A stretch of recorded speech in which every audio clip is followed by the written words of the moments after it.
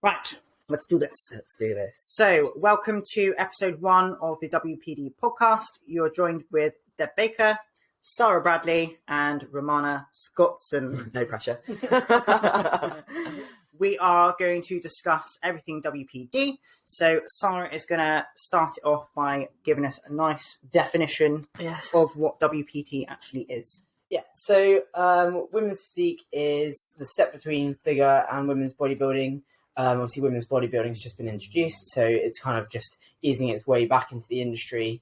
But ideally, women's physique are slightly more muscular than figure girls. They bring slightly more condition. They give that more, shredded look, I guess. A few more lines, but nothing sort of towards women's bodybuilding. So it's not like super shredded, super lean. You're not really supposed to have striated glutes. It's supposed to be sort of boxed off. But yeah, it's just like figure would be slightly softer, but women's physique is just that step between bodybuilding and figure. But yeah, you are sort of, but women's physique has come so far. You are the girls nowadays are so much bigger than what they used to be, but it shouldn't be completely excessive. Yeah, like you should still be looking feminine. You should still have good proportions, good symmetry. And yeah, it's just that step. If you don't want to go towards women's bodybuilding, but you do want to be bigger than figure, then obviously physique is where you need to go. And ditching the heels. Yeah, and fundamentally, no heels. When you hang them up, you're like, yes! Oh my God. It's one of the main reasons why I left figure.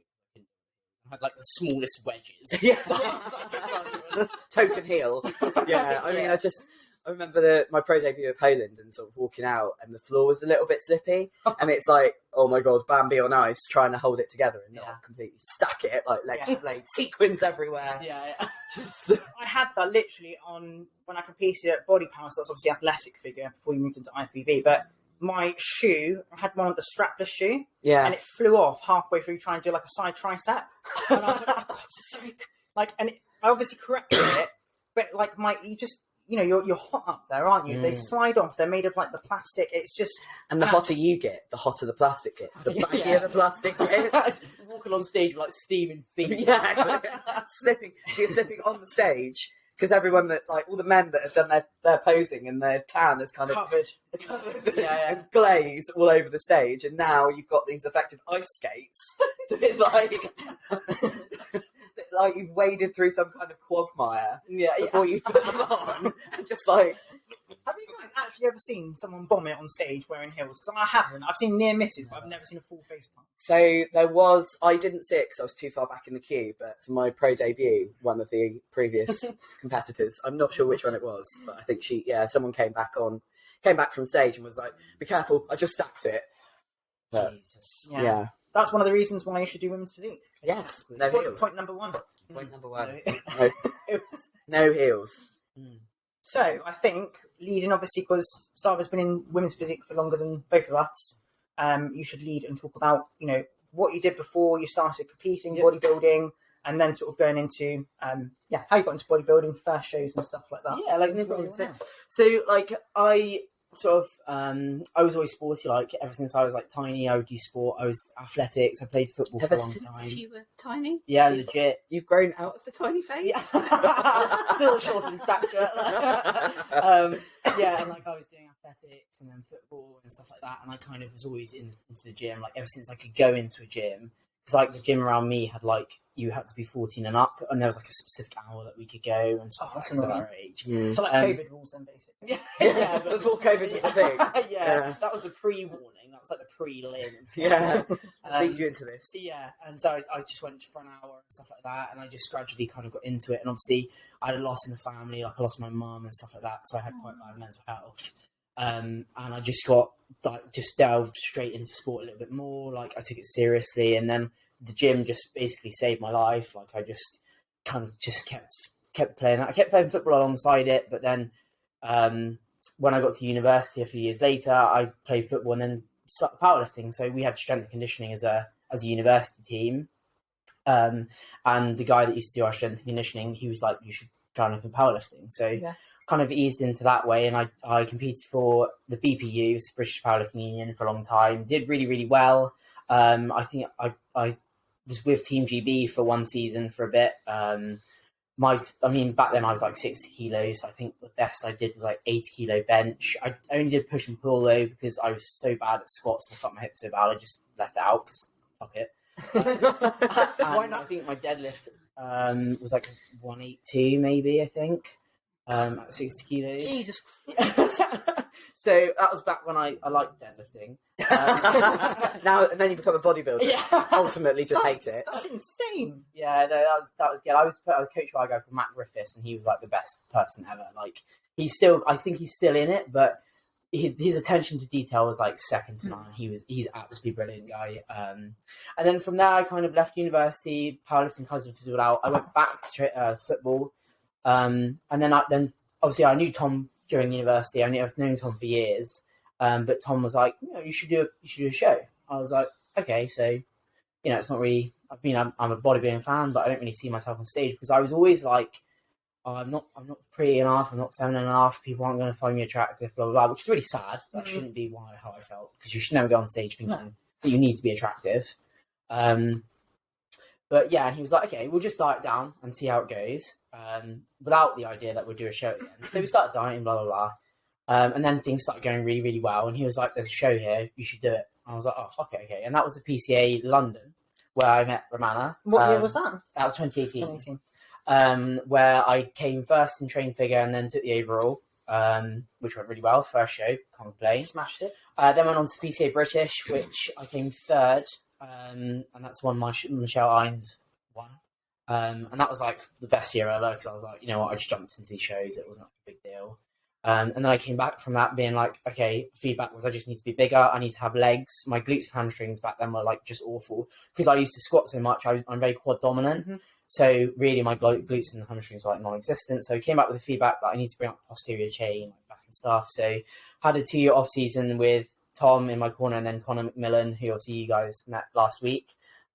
Just focusing on my glutes and hamstrings, brought them up, and then went into women's physique because I always wanted to do women's physique because obviously like Dana Lynn Bailey back in 2013 winning the Olympia and stuff, and I just completely epitomised women like that. So I was like, right, I'm going to do, I either do something 0 or 100%. Yeah. I was like, I always want to be a bigger girl because not many girls want to be bigger girls nowadays because of social media and stuff like that. So time went along, put on weights, stuff like that, and then we decided we were going to do a show. I think it was early last year, but COVID hit, so we were like got to about 8 weeks out. I was pretty far along. Like I could probably be 6 weeks out by that time. I was pretty shredded, and then obviously shit out the fan, and we pulled out, and then we grew for another 6 months, and then dropped it into the La Familia at Two Bros, which was last year. Won that one, and then took the overall. And then obviously I went into Two Bros British, and that's where I won my IFBB pro card. Yes. What a year.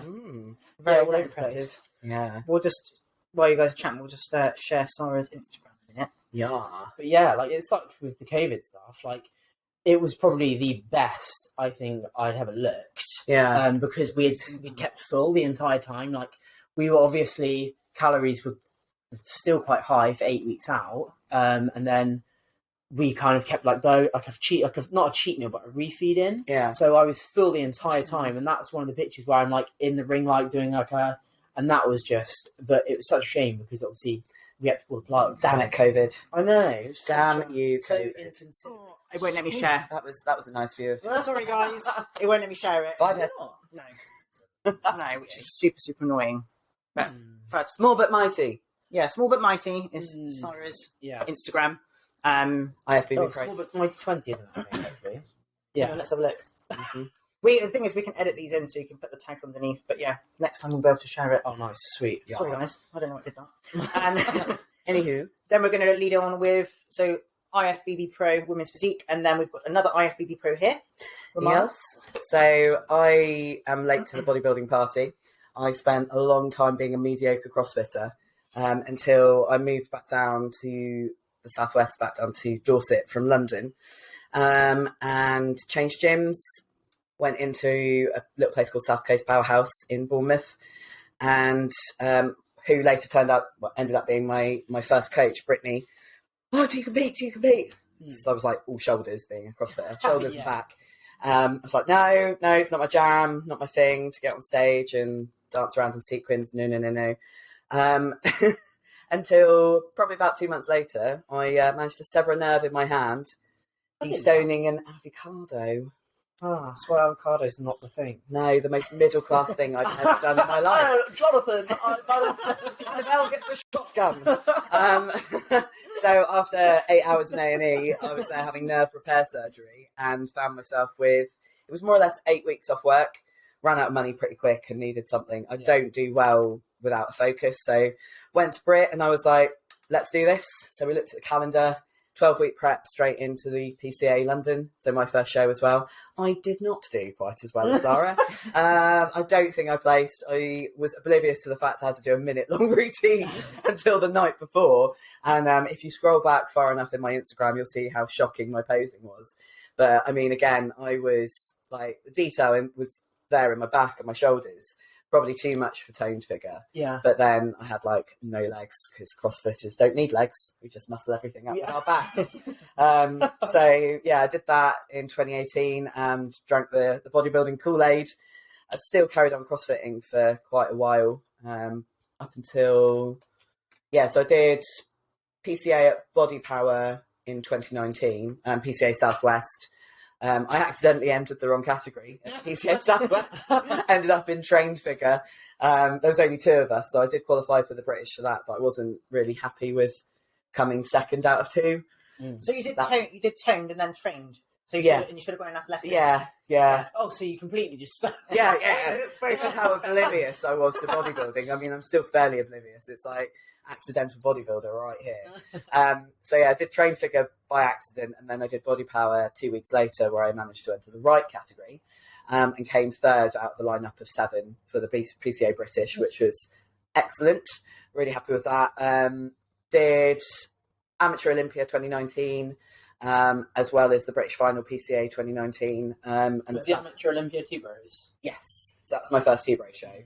Again, totally oblivious, but it was quite clear at that show that my sort of personality and therefore the way I pose was more suited to T-Bros than it was PCA. I find, and this, like, the PCA seems to attract a lot of dancers and because of the minute-long routine, and I'm not. Like, I'm just calamity personified in a person. I'd be, it's just. I've got such a funny image in my head. You trying to dance? Yeah. Like you sat the other day on WhatsApp. That's you. Yeah, totally. I'd be like, I can't even floss without losing coordination. So did that. Had a conversation with Brittany that I needed. She sort of. It was in the back of my head, and it was in the back of her head that I'd sort of outgrown her with the musculature I've built. So ended up going with Team LRF.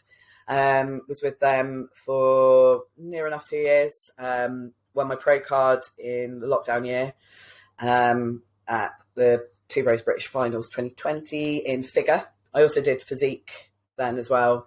That was my first ever physique sort of type posing. Because who won their pro card that year? That was Emily Brand. Yeah. Some good girls up there. It was like literally we decided 2 weeks before that I was going to do physique as well, so I had to learn a completely different style of posing. And I think if I'm honest with myself, I loved that style of posing more, again because there's no heels, but I stuck with figure because I won my pro card. So did my pro debut in 2021 in Poland, which was really special for me because my granddad's Polish. I'd never been to Poland. He died when I was about 9, so it just kind of felt right to go there. And I was buzzing. I came 10th. So to place in your pro debut is really good. Pretty cool. Pretty cool. And internationally as well. Yeah, it was a really, really strong lineup.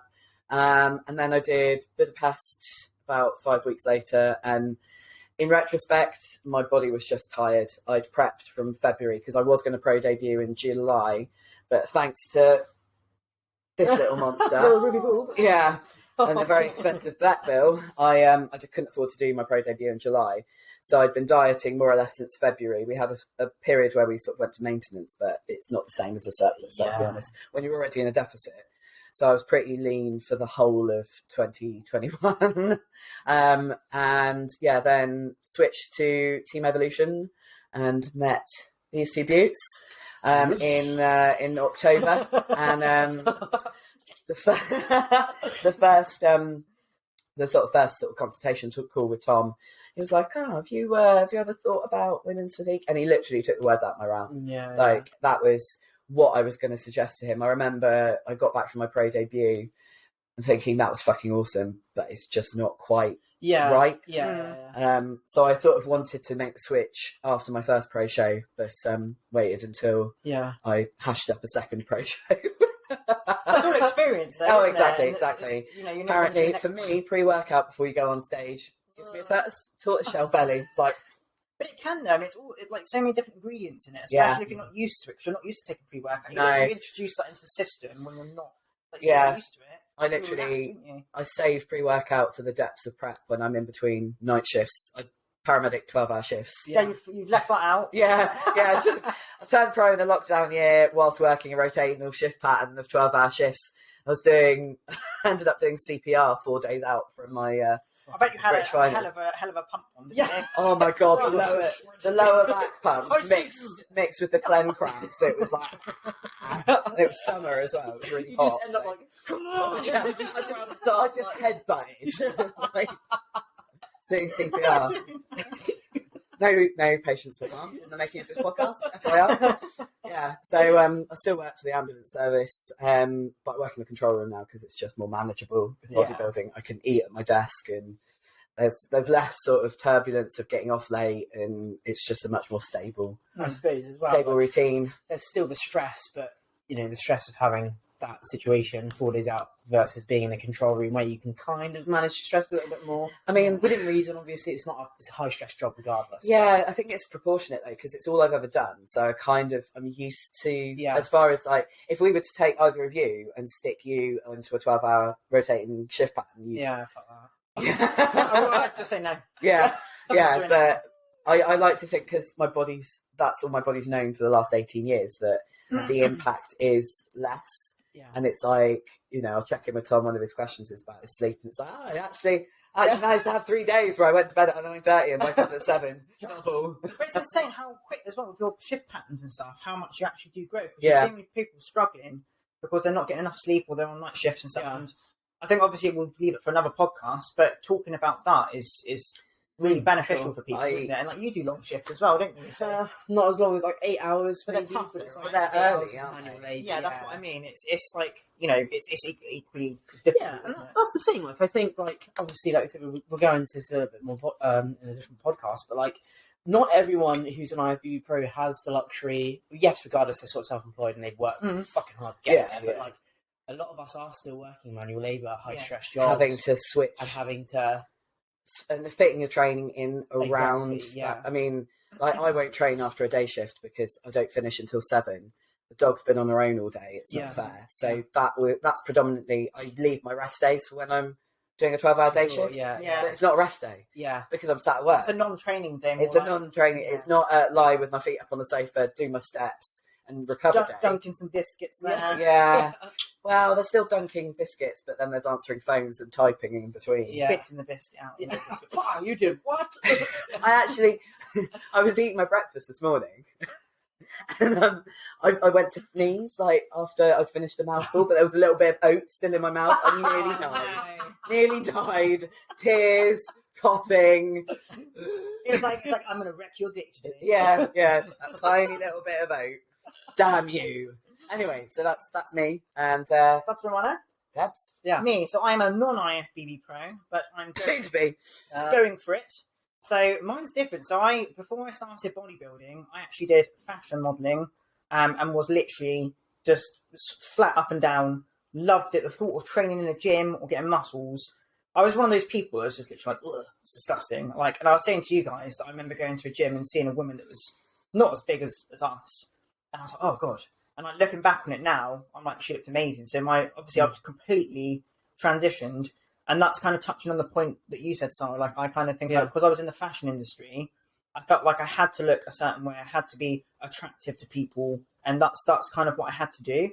And I did that from when I was about 14. And I think I packed in. I think I moved back from London in 2015, 16.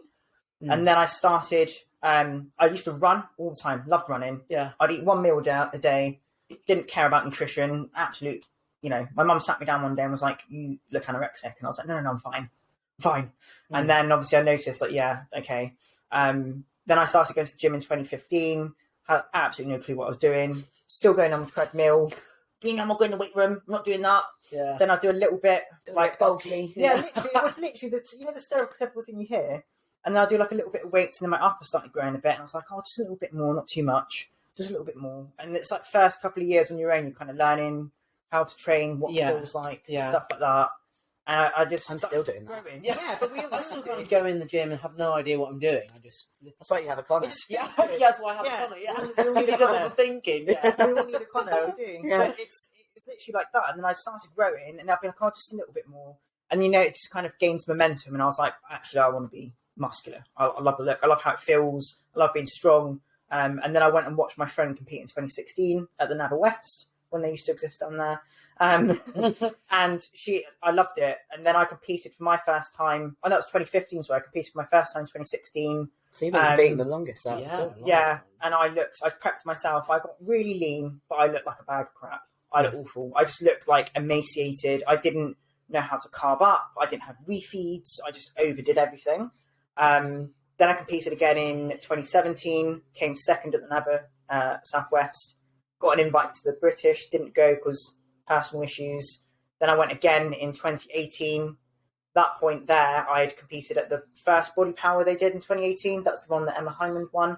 So I remember that. Yeah, she came first. See, that wasn't even on my radar back then. I remember I was seeing all the about the picture. CrossFit Games. Yeah, so I remember seeing the picture of Emma. It was there was one year where Kayla did really well. Do you know Kayla? Yeah, Kayla, I think that was and there the was same year. and there was a picture of it. It must have been either of both of them, but they looked amazing. I remember that twist. That was the pose. British. Yeah. I can see it in my head. Yeah, Yeah. exactly. And I was like, "Fuck me, that's a good." I saw her name on the registration when I walked in, and I saw Emma Hyman. I was like, pat my coat. No, honestly, I did really. Again, I prepped myself. I came third out of 18. Prepped myself, did really, really well. Yeah. That's the one when my shoe flew off. Oh, amazing. Also, I had a really ill-fitted May bikini, not by Sammy, because Sammy does all my stuff. That was 1 year I took out from Sammy because my sister bought it for me. Yeah.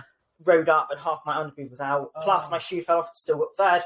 Might sway for judges. Maybe you never it know. was the underboob. Yeah, that's what I'm saying. This might be onto something here. I think we're starting a new bikini fashion. Get the Just badge. just cover the nipples.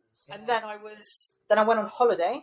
I finished off my year at uni doing that as well. I don't know how I did that. Did you study at uni? Well, it's applied to science, sports science. Oh, okay, yeah. And then I got first, and I don't know how I did that. Went on holidays to Dominican Republic. Put all the weight back on. Obviously, free bar. 10 days. Yeah, literally just bloated up. And when I got on the plane and I got there, I obviously started eating. You would have actually looked like a marshmallow. You tell you, marshmallow. We landed, got in the airport. I had flip flops on. I had to walk around the plane. I fell asleep on the plane. My leg here was like the size of my quad, right? And it pins and needles walking around. Oh, I had it's to horrible, sit down and just get rid of that. But then I had to so I went back up to 7. I think I went on stage 63, 64. Went up to about 76. Then I had to get ready for the 2018 where you guys were. Yeah. Didn't want to do that. Looked absolutely awful. Just wasn't ready. Didn't place there at all. So have we all met in passing? Yes. How And was I it? don't think I saw you backstage. Yeah. But I was there on my own. I had one friend that came whilst I was there. Yeah. But yeah, it's really weird. It's like, for me, that day was like an out of body experience. Yeah. Like, I literally do not remember. I know I went for a burger with said friend Anna afterwards. Yeah. And there was somebody else there, but I can't actually remember who that third person was. They were just there and did like Yeah. Yeah, we probably haven't. I mean, I've seen you at different shows before, but I think you're on prep at that point. Like I said, and I was like the field show. Yeah, that's what I call it, the field show. Yeah, I was watching Brittany. She won the overall in wellness, and I was 2 weeks out from my pro debut. Yeah, and I was like, I remember saying to my partner, I was like, I was go get a Swally instead. I don't know why. I had quite a lot of energy. I think it was just the excitement. And I don't know about you guys, but I smell tan and it gets me excited. I love the smell of tan. It's like the biscuits. The biscuit smell. Yeah. I had a bottle of Protan in my bathroom cabinet for the whole of 2020, 2021. And every time I opened it, it's like, it's reminiscing. Reminiscing. Yeah, definitely. Sorry, I've got loads of shows, like not loads of shows, but I've been competing longer than you. But I didn't know that. Didn't know that. Then 2019, I competed what with. category were you in 2018 then? Athletic figure. So I literally started in athletic figure, That's and then crazy. That's weird. yeah, did do well there. 2019, I competed again with UKBFF. Did the body fitness category. I think I came second at the qualifier, and then second at the British. And I was like, I don't really want to do that anymore. Then I did like a local show at Plymouth, the Mr. and Miss Plymouth show. I've heard of that show. Came first, and that it was just a nice like local one to do. It was did well there. Then I competed last year. Did figure IFBB. I got marked down because I was too big. And then I literally, again, like you, 2 weeks out, I got chucked up to women's physique. Won my height category, and then I won the overall. So yeah, did that. And then I started coaching with Tom, Team Evolution, in October. So it's about the same time. Yeah, and I said I want to compete in women's physique. You know, can you get me then? I've seen obviously what he's done with Sara, which since I'm not Sara, but I was like, I need to look a fraction as good as that. So now in prep, 9 weeks out from the Two Bros Complete 9 Strength. weeks. That's going so quickly. Yeah, It flies by. super quick. I'm like at that stage now where I'm like lean. But it kicks in, and in a couple of I know it will kick in. Honestly, like there's points in prep where Tom's looked at me and been like, "You're not ready. You're not going to be ready. You're just fat." And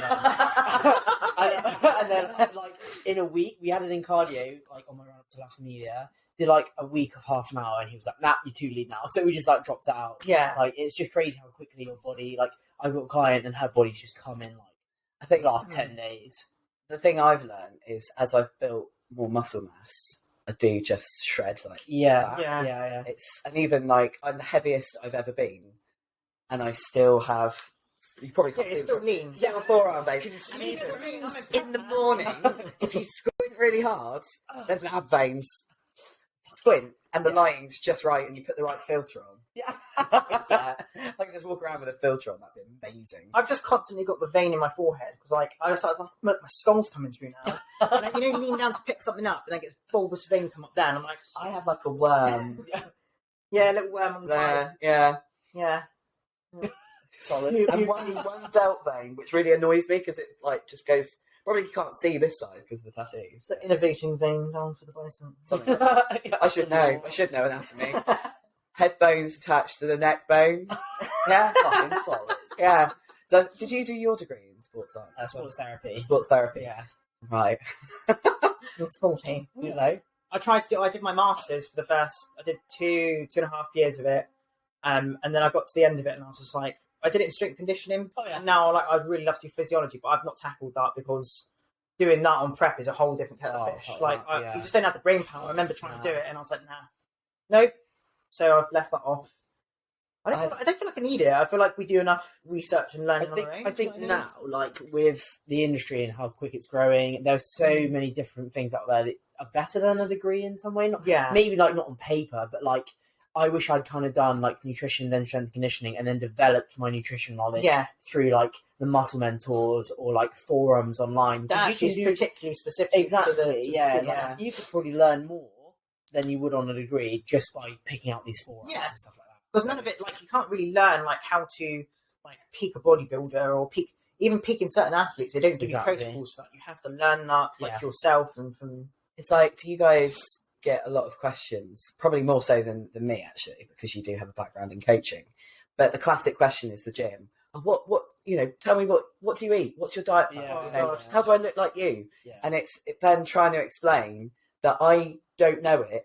I pay a brain to tell me what to do. Yeah. Like, but they want as well. They want what you're paying for. And you're like, if you want that, individualized, just go and get yourself a coach. There was one guy asked me about it. He was like, I just can't get rid of like the last little bit of body, like tummy fat. I just want my abs to show a bit more. What exercises do you do? And I was like, well, I actually don't train my abs.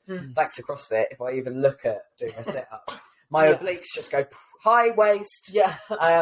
But I was like, it's mainly down to nutrition and what you eat. Yeah. Well, my diet's just fine. I was like, okay then. Yeah. Well, why ask? That's the thing. People get so defensive, and you're like, why? Especially in bodybuilding, you need the criticism. Yeah. Like, people need to tell you straight up. If like if I said to Tom, am I going to go on stage, like, you think I'm going to be ready in 9 weeks? And he's like, no. I'm not like, right, I want to go on stage in 9 weeks. That's I don't want to go up there and look awful. Yeah. You know, you need that criticism. And I find, like, something I found working with Tom is he's got the balance of being honest but not being brutal. Yeah.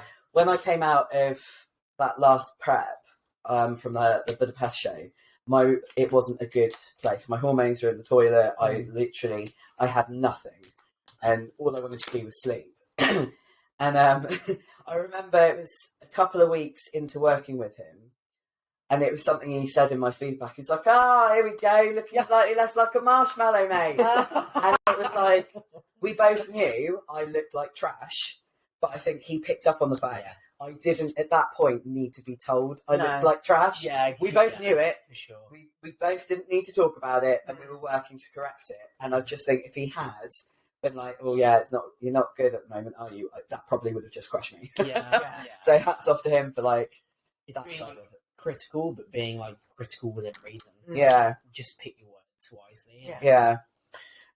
It's just empty. Just empty.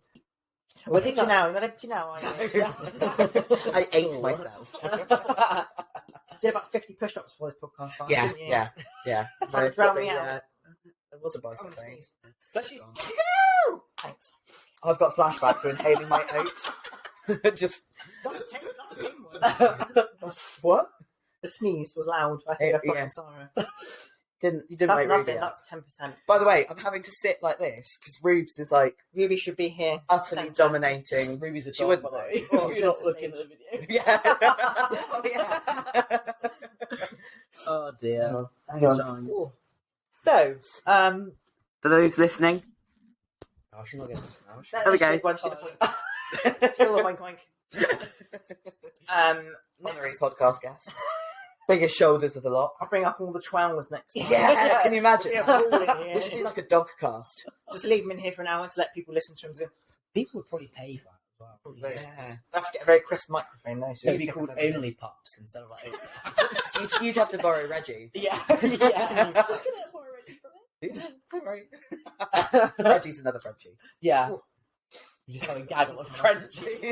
That is the dream, though, is to have like my own Crazy harem of French Frenchies. Yeah. Yes. You'd never be upset, would you? No, it is actually impossible to be upset if you have a Ruby. Do you know the only problem if you having loads of dogs is you come in and then they try and say hello to you, and I've got my 2 12s, one's got 2 Staffies, trying to say hello to all of them, and then you feel bad you're leaving one out. So you have to like come up with these 2 hands, 4 dogs. You put, like I said, I put my trousers on here and like on my legs, and I stroke them with my forearms, and then I get the Staffies here. So I'm like doing all of them in one go. But they're jumping up and you're like, I don't know who to say hello to. And if I had more, I'd be like, 5th one would just knock it all out of whack. I'd be like, no. I feel bad for it. Well, the thing is, though, I'd have to have 6 because 5 are not numbers. Yeah, That's what I'm saying. Yeah, I definitely need another Frenchie. If anyone has a Frenchie they want to donate, this is a lovely flat, as you can see. Yeah, it'd be well Frenchie welcome. Yeah. Frenchie territory. Indeed. So, next thing is purpose of the podcast, obviously, why we're starting this. Who wants to take lead on it? Sara, Romana. Oh, that's a question. So, Sara and I had to go to Maidenhead for the Two Bros stroke IFBB stroke NPC pro athlete meeting. And this, by the way, is no like criticism on Two Bros whatsoever. It's just something that was brought up was, you know, why there haven't been any pro physique shows in the UK. And Ian very candidly was like, that's just not the interest, that's just not the money. Yeah. And as we were driving away from that, we were both really quite disheartened. And you know, like I say, it's nothing against Two Bros. That's just the facts. Yeah, like we appreciate a business as a business. Exactly. A business needs to make money, and women's physique isn't the main money bringer in anymore, and that's just how it is in the fitness industry at the moment. So it's kind of a case of, do we go and mope and kind of think, yeah, let's grab our heels and start downsizing. Yeah. Or do we try and do something about it? And this is us trying to do something about it. Yeah, for sure. Like, I think, so I remember sending you a voice note like a couple of days after, just being like, I've completely lost my way now, like being brutally honest. Like, after that meeting, I just felt like, you know, I said to you, I don't know what I said to you, but Debs, but like, my entire life I've been pushed to the side because I've always been different. Yeah. Like I had ridiculous hair when I was younger. I wore like outrageous clothes, and people didn't. I used to get bullied, and just because I was different. And then I worked my way up to half of the dream that I want to obviously get to. Obviously, Olympia being the other half, but my pro card being the first half. And then to be told that, again, no hate on Two Bros, no nothing, but like to be told that the women's physique category is essentially just like not really going anywhere. And being pushed aside because it's different. It's just a kick in the dick, really. Like, you know. So the metaphorical dick. So a couple of times disparage those things. Stereotype. Sarah has no dick, but like, but a massive pair of balls. I'll put a disclaimer at the end for that. Yeah, and I just kind of messaged Romana and was like, I've just completely lost it. Really, I don't know what. At the same time, like I was just like, I've just completely. Lost my way. I don't know what we're going to do. And then obviously we all got together and discussed trying to do something instead of moping around, like you just said, actually try and, you know, bring light and expose women's physique like it deserves to be exposed because it's still an amazing category. I mean, like, you know, some of the women that are coming through are just absolutely sublime. Like, so I think it deserves the credit that it should get. And ultimately, you know, life it is hard to build that level of musculature being female. Yeah, for sure. It's like we don't have the benefits that the men have hormonally. Yeah. So it is, I don't know, I just feel like we deserve the recognition for the work that we put in. Yeah. I'm not saying like other categories don't work. Oh, no. This is a zero hate podcast. Yeah, and there's like levels to knowing what other categories have to go through, but then knowing and giving respect to what our category has to go. It's like bikini athletes probably look at our prep macros with utter envy because let's face it, none of us would want to go below 1,000 calories for a prep. But it's required for the amount of muscle that we carry. Right? Yeah, exactly. It is proportionate, but I just think when you look at that on paper, it's like I could not do that. Yeah. But like, so obviously we looked at like the things we've gone through and like why is the WPD like division not as popular? And like we know really why it's not, don't we? There's lots of misconceptions about the category, like what you have to do, you know, all this like it's just loads of sort of, I don't know, like stigma against the category, isn't it? And like I know I'm not like the largest of like the women's physique, but even for me, I've never really fit into. I've never started bikini and went my way up. I never figured I gave it a go because I thought that's where I belonged. And then like I've always loved the art, like the artistic posing of WPD. And the way you can just showcase your physique, and like you said, like I've always been like that thing of like I love lifting weights, I want to be bigger, and then like knowing that I could go in that, I was like, oh, you know, amazing, like I can do something that I feel good at, and not because I've been knocked back a few times, being like, oh, don't get a bit too big, partners normally down, and you know, it's just I've just had it from random like male friends, that actually maybe aren't. You know, they're friends, but they're not in my inner circle. They're not like an acquaintance, it's maybe a bit more than an acquaintance. But yeah, I've had a couple of them say about, you know, don't get too big. You're not going to get any bigger. Same with my mum, sadly. She's always like, don't get any bigger. And then when I'm dieting, she's like, I'm so worried about you. Yeah, it's always one or the other. Yeah. It is something that I think once you get to a certain size, it's written all over your body, isn't it? Yeah. And therefore people seem to think that it's okay to say these things without actually acknowledging the weight of how that lands. I mean, it's bad enough in off season when like you can't fit into any clothes or any gym gear. Your face is fat. Yeah, like if you wear a baggy jumper, you just look at Like I remember going and training with Tom one day. And like he was like, your face looks like a moon. I was like, thanks, Tom. But the thing is, you can take that's like reciprocated, like, and that's the thing. Like, it's like I had a partner that I met through bodybuilding at a bodybuilding gym. He knew the dot on the cards before he started. As I got bigger, and he didn't like it. You know, that actually forced me. I wasted for about a year of my time not getting bigger because I had that constant nag when I was living with him to be smaller. And I think, you know, the reason of discussing that, I think that's what puts most women off because of this external crap that people are like imposing on you. It's that it's just kind of so frustrating. It's sad. rejection of society's norms. Yeah. And like I've said it before on other podcasts, until I found bodybuilding, I like you said, I always felt on the outside. I like typically my mates at school used to joke that I'd just look at a dumbbell and I'd grow biceps. Like I just have that natural affinity to build muscle. Yeah.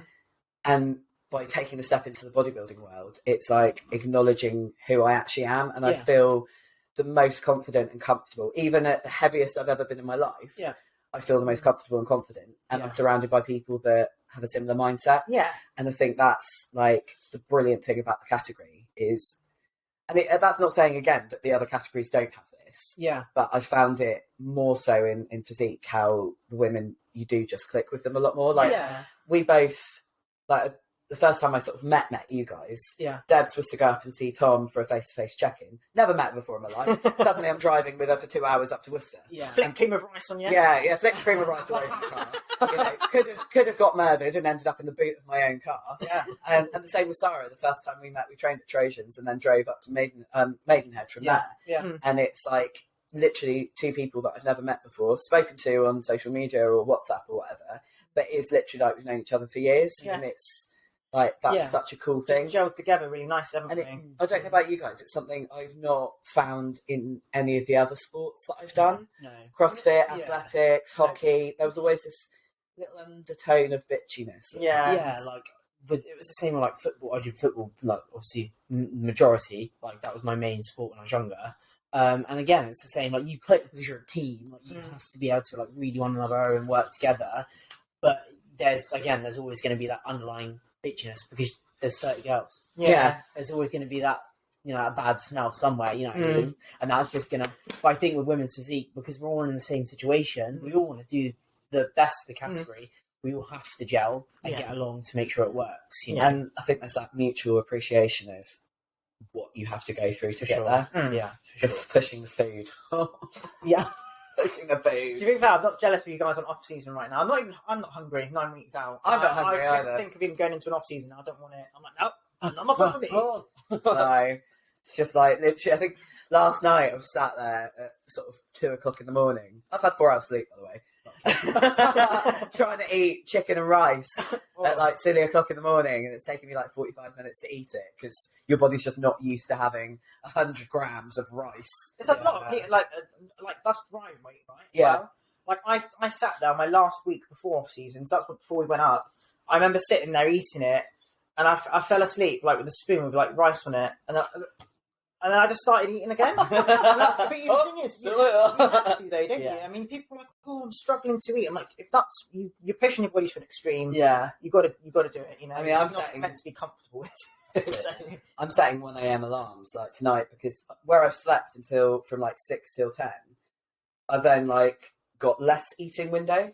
So I'll set a 1 a.m. alarm and I'll eat a meal at 1 o'clock in the morning. If that works for you though, obviously it's working. It's working. It's working. And it's helped me feel less sluggish during the day because I was sat here, had a deload week, and I couldn't figure out why, despite the fact that I'd rested about 5 days, my motivation and energy was still in the toilet. And it's literally because my parasympathetic nervous system is the dominant nervous system at the moment, and I'm just all about resting and digesting. The whole time. Just like, I think work are going to get annoyed with me because I keep ordering the next size up in uniform. They're like, you're only allowed 5 pairs of trousers a year. I'm sorry. I would literally die to have those types of leggings, but I'm stuck with these goddamn tampon strings. I'd say at least they're the right colour. I'm not quite sure. I think you're doing yourself a disservice with the reference of size, but definitely pasty. They are pasty. Yeah. And if that brings through the veins that are there, good. If not, Caucasian drag. I want a bit Caucasian drag. Yeah, they're going to be more than Caucasian. It's just like. Let's hope so. I want to get crispy. I want to be crispy and look Maybe like taking note, Tom. D-skin. Yeah. And what? I didn't swear. I want to look like D-skin. No, are we not swearing? We can. I don't know.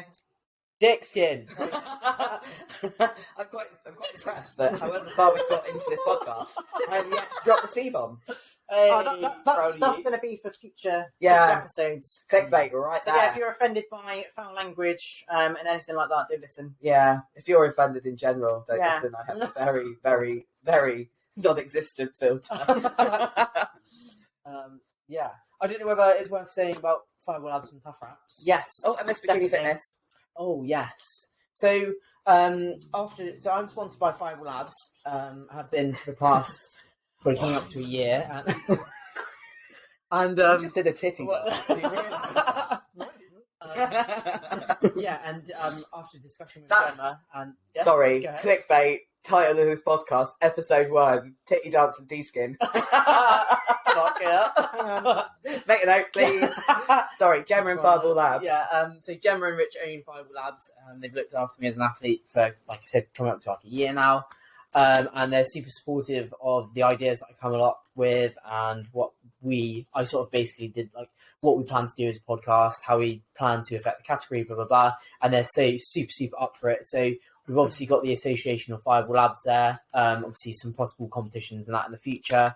But Fireball Labs are a great company. It's a small company, but they're Buy them. Yeah.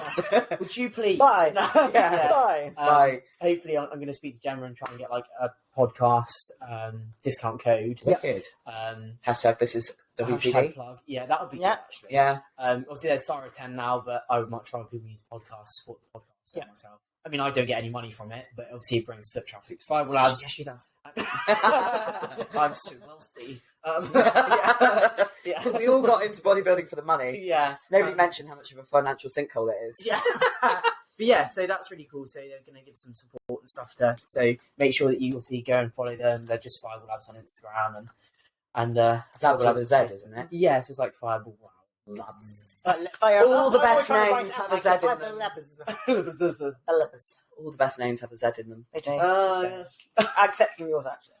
Cheers. And we also have Tough Wraps are going to support the podcast as well. They're going to be doing something similar to Who's Five Deb's Bones. sponsor? She missed that bit. This one, there's no garbage coming out of there though today, No. I'm afraid. No. But they'll be giving us sort of gift cards and stuff, so you guys can go on there and purchase that. But we'll be doing giveaways in collaboration with Fireballs as well. And then Romana has Miss Bikini Fitness, who has been my awesome bikini sponsor, literally saved my bacon. Oh, I didn't swear.